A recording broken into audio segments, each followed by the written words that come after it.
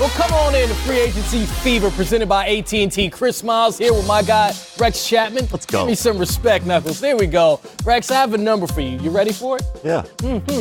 In the first 30 hours of free agency, according to Darren Ravel, $3.4 billion has been doled out in over 60 contracts. Let me say that again, $3.4 billion. With a B. How you feel about that? Fantastic. Like you want to cash and splash a little bit? Absolutely. Yeah, all I know is that the league is doing great, man. And for us retired players, retirement. Yeah. It's all good. Just hanging out It's with all me. good. Well, you know who's not on this list yet? Your reigning champion, Kawhi Leonard. Rex, there are reportedly 3 teams still in the mix for his services: the Clippers, Lakers, the team he won a championship with, the Toronto Raptors. I need to hear your case on each of those teams and why he should consider them. Let's start with the team that he did win with, the Toronto Raptors. Why should Kawhi consider going back north of the border? All of us who start playing this game see Miles as kids. You just play to win, right? You pick up a basketball, your first Pee Wee league. You're just playing to win. You want to win the trophy, get a ribbon at the end. He just got the trophy. He got the big prize with a brand new team. It's really sort of the ultimate, and that he did it in a different country.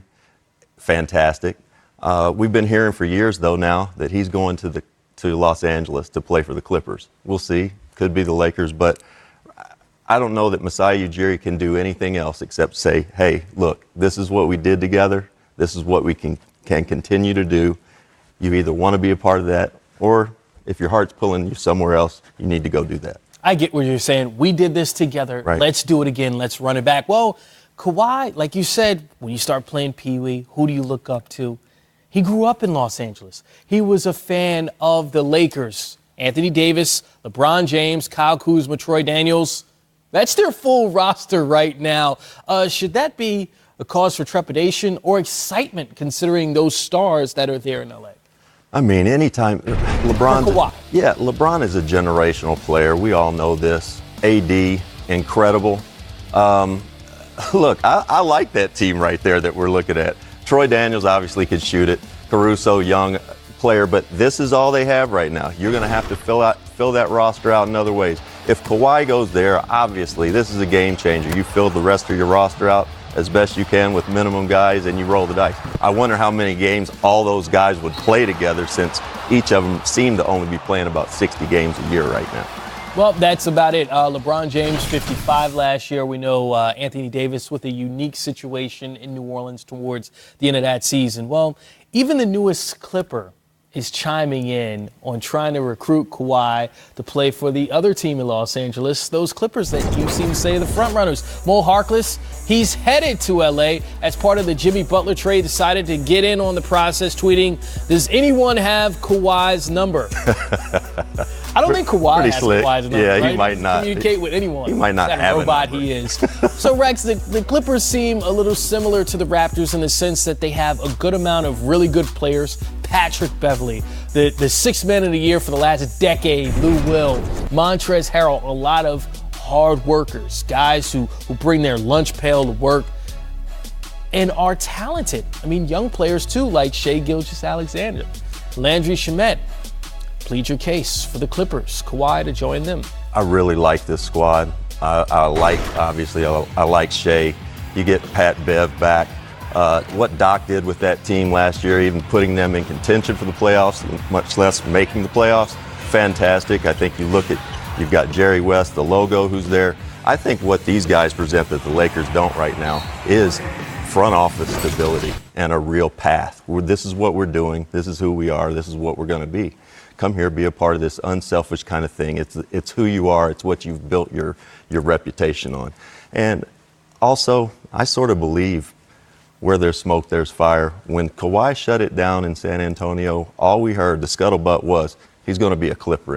As soon as he can be a Clipper, he's going to be a Clipper. I still sort of believe that. Well, and when I look at that roster, and I think of Kawhi Leonard as a defensive-minded guy. Patrick Beverley, they re-upped him. Just defensively, what that team would be with those two as their anchors already. And Shai Gilgeous-Alexander, it has the potential to be a great defender as well. long, rangy, Shamet as well.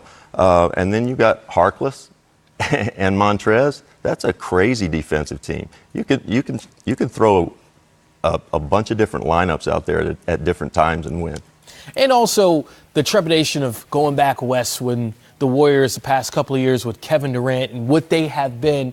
Well, Kawhi just defeated them in Toronto carrying the load. So it's not as if he's afraid of what's out west. He played for years with the Spurs. Do you think in his situation that makes it, oh, yeah, I can go out west and be Kawhi and win a championship?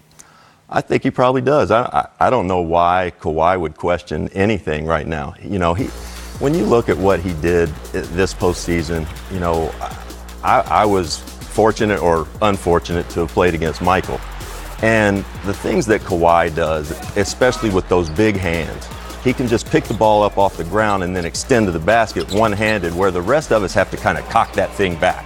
He can just go straight up in, dunk it, put it away. He does things like Michael does with the ball, moving the ball, controlling the ball, going to get a ball as it's going away from you and sucking it back in with the same hand.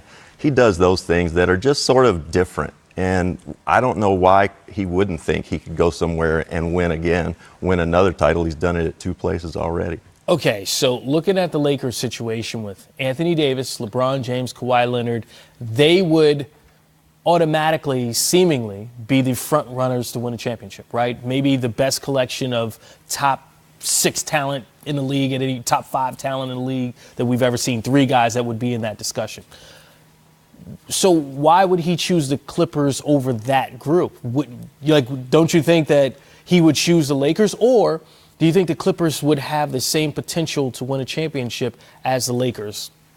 I don't think. Honestly, he knows what a good front office looks like. He knows what a good franchise looks like. And right now, I'm not saying the Lakers aren't a good franchise. They are a good franchise. I would say they're a little bit funky right now. Yeah, and they've had some issues in their front office. Toronto is not, and the Clippers are not. That's all I'm saying. So that's where I think there's more to it than just picking the talent that's right there. If you look at the Lakers, I mean, those guys are going to be Hall of Famers. LeBron, AD, more than likely. Those guys, and Kawhi is a Hall of Famer. You got 3 Hall of Famers on the same team. You're going to have to fill the roster out with other guys, and they're not going to be guys who are making, a few million. These are going to be guys making the minimum. I see what you're saying. Players or front office? What's Kawhi going to choose? We'll see soon. Well, Isaiah Thomas and the Wizards have agreed on a 1-year deal. The 2017 All-Star has averaged 13 points in just 44 total games on 36% shooting from the field since that All-Star appearance. This will be a redemption opportunity for the 30-year-old. Last year's NBA Executive of the Year, John Horst, made several first-day moves, and on day 2, he added shooter Wesley Matthews at the vet minimum. Good pickup for the Milwaukee Bucks. Austin Rivers also re-upped in Houston with a 2-year deal, also on the vet minimum. Austin Rivers averaged just over 8 points per game last season. And Seth Curry is going back to Dallas. He played for the Mavericks from 2016 to 2018 before playing with the Blazers last year. Curry signed a 4-year, $32 million deal. Well, before you earn that big contract, you got to show up on the court. And look, Seth Curry, he had some big moments in the postseason, for sure, for Portland. I think that helped him to earn that contract. Hey, listen, I was hoping we were going to talk about Seth Curry a little bit tonight. I reached out to him today. Look, this is Stephen's younger brother. I remember the day he was born.